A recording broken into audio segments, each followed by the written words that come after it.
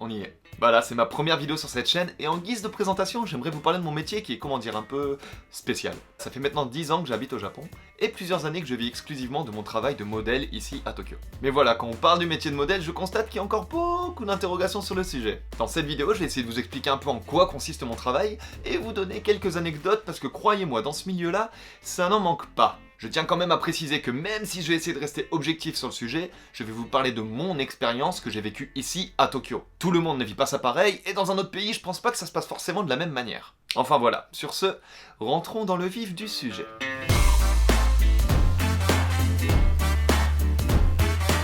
Alors je vous avoue, il y a tellement d'amalgame autour du sujet que parfois je préfère esquiver la question quand on me demande quel travail je fais. Ah, il suffit que je prononce le mot modèle et... je me retrouve devant un tribunal qui essaie de juger si oui ou non j'ai le droit de faire ce travail ou pas. Alors tout d'abord, que signifie être modèle ? Alors comme le mot l'indique, ça signifie être le modèle d'une marque, dans le sens représenter la marque. Et cela peut se faire de différentes manières. Alors l'image la plus fréquente, c'est par exemple modèle pour une marque de vêtements. Dans ce cas-là, être modèle signifie prendre des photos en portant les vêtements de la marque, photos qui se retrouveront sur les réseaux sociaux, sur le site de la marque ou dans les magazines. Jusque là, je pense que vous voyez à peu près l'idée. En restant dans le côté fashion, parfois on a aussi l'occasion de faire des défilés pour présenter les nouvelles collections des marques par exemple. Alors personnellement j'en ai fait beaucoup en étant plus jeune des défilés, mais ça fait plusieurs années que je me suis un peu écarté du côté fashion pour aller vers le côté vidéo et acting. Ce qui fait qu'aujourd'hui une grosse partie de mon travail ça va être par exemple de jouer la comédie pour des publicités pour la télévision japonaise. Alors parfois c'est des petits rôles en tant que figurant, parfois des seconds rôles et même parfois des premiers rôles. Urban Setter. D'ailleurs, c'est assez intéressant de voir que malgré qu'on soit au Japon, les entreprises aiment bien utiliser des gaikokujin plutôt que des japonais pour leur communication. C'est pas quelque chose de rare, on voit vraiment ça partout.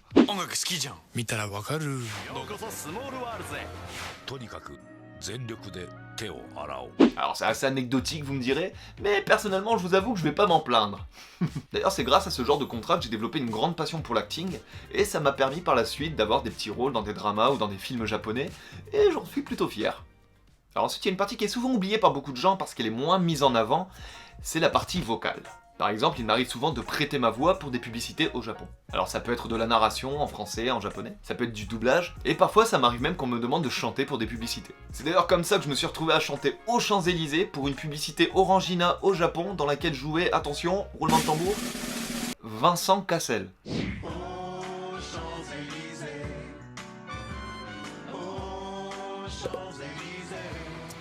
C'est la vie.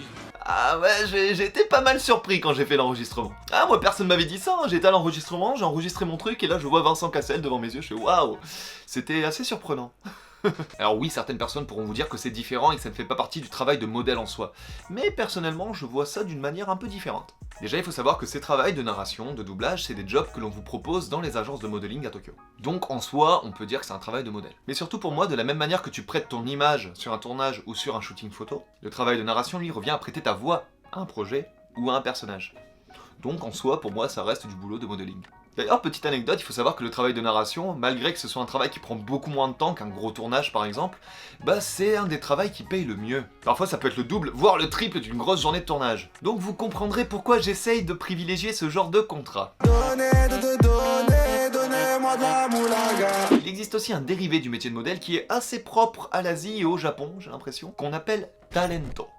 Alors il s'agit en gros de participer à des émissions de télé japonaises, et encore une fois c'est extrêmement varié. Personnellement il m'arrive souvent de participer à des émissions dans lesquelles je vais parler d'un sujet en tant que gaikokujin, d'autres où je vais chanter des émissions japonaises en jouant de la guitare, il m'arrive même de faire des reportages pour les chaînes de télévision. C'est d'ailleurs un des aspects que je préfère dans ce travail parce que souvent ça me permet de voyager dans des endroits où je ne serais jamais allé par moi-même. Enfin voilà, je pense que vous avez compris que le métier de modèle, en fait c'est extrêmement vaste. Et c'est ce qui moi personnellement me plaît le plus. Il n'y a pas de routine, on est toujours amené à faire des choses différentes, à se renouveler, et moi je trouve ça super passionnant en fait. Alors on me pose souvent la question, Mitsu, comment on fait pour devenir modèle au Japon ? Il y a d'ailleurs une rumeur qui dit que si on est gaikokujin, n'importe qui peut devenir modèle. Alors vrai, faux, c'est un peu vrai, mais pas mal faux quand même. Je m'explique. Il existe des agences de modeling au Japon dans lesquelles il suffit littéralement d'aller vous inscrire pour qu'on vous donne des propositions de tournage. D'ailleurs pour s'inscrire c'est on ne peut plus simple. Vous y amenez quelques photos de vous, vous expliquez vos hobbies et si vous en avez, votre expérience dans le milieu, etc. Eux, ils vous mettent dans leur banque de données et hop, félicitations, vous êtes devenu modèle. Mais pas vraiment en fait. À partir de là, vous faites juste partie des milliers de profils enregistrés dans leur banque de données. Et c'est là qu'il va falloir se démarquer. Au départ, vous allez recevoir quelques propositions de tournage une fois de temps en temps, le temps que les agences commencent à vous connaître et à savoir si vous travaillez bien ou non. C'est un rodage, en quelque sorte. Ça peut être extrêmement rapide chez certains et prendre des années et des années pour d'autres avant de pouvoir réellement en vivre. D'ailleurs, il faut savoir que oui, être modèle à Tokyo peut vous donner un visa. What? Mais il faut garder en tête que ce visa, que l'on appelle le visa Entertainment, n'est donné qu'à 2000 personnes chaque année au Japon, ce qui en fait un des visas les moins accessibles. Mais si c'est réellement votre rêve, rien ne vous empêche de tenter votre chance en vous inscrivant dans différentes agences pendant une année de Working Holiday par exemple.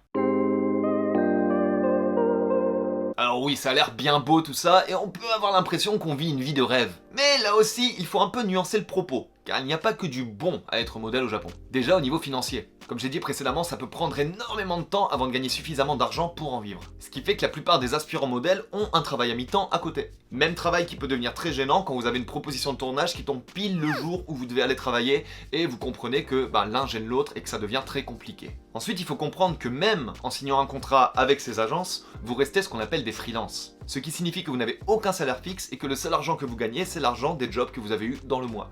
Si vous en avez eu qu'un, et vous gagnez que ça. Ainsi, il arrive souvent que l'on se retrouve avec 1 ou 2 petits mois où il n'y a pas beaucoup de tournage et donc pas beaucoup d'argent. Et le fait de ne pas être sûr de l'argent qui arrive sur ton compte à la fin du mois, ça peut devenir problématique quand tu veux faire un crédit ou même quand tu veux souscrire un forfait téléphonique par exemple. Alors moi aujourd'hui ça fait assez longtemps que je vis à Tokyo, je n'ai plus ce genre de problème, mais je peux vous dire que quand je suis arrivé au début à Tokyo, oh putain ce genre de galère, j'en ai eu. Je pense que je vous expliquerai ça dans une prochaine vidéo. Pour rester dans les mauvais côtés, être modèle ça signifie aussi ne plus être libre de ton apparence. Lorsque vous décrochez un job pour une marque par exemple, vous signez un papier qui stipule que vous n'avez pas le droit de changer d'apparence jusqu'au jour du tournage. Ce qui signifie pas le droit de bronzer, pas le droit de prendre le poids, pas le droit de se couper les cheveux, pas le droit de se teindre les cheveux, pas le droit de se faire de tatouages. Je vous invite d'ailleurs à aller voir la vidéo de Louis-San sur le sujet des tatouages au Japon, j'y raconte quelques anecdotes intéressantes. Alors ça peut paraître extrême vu comme ça, mais ça fait partie du métier et je pense qu'il faut garder ça en tête lorsqu'on se lance dans le milieu. Ah parce que j'en ai vu des gens qui avaient pris cette règle là un petit peu trop à la légère et qui se retrouvent avec dommages et intérêts, rupture de contrat parce qu'ils s'étaient coupé les cheveux ou qu'ils avaient pris un coup de soleil à la plage. Ah ouais, ça fait cher le coup de soleil. Enfin voilà, être modèle ça signifie être conscient de tout ça, savoir gérer son emploi du temps, son compte en banque et donc son propre corps.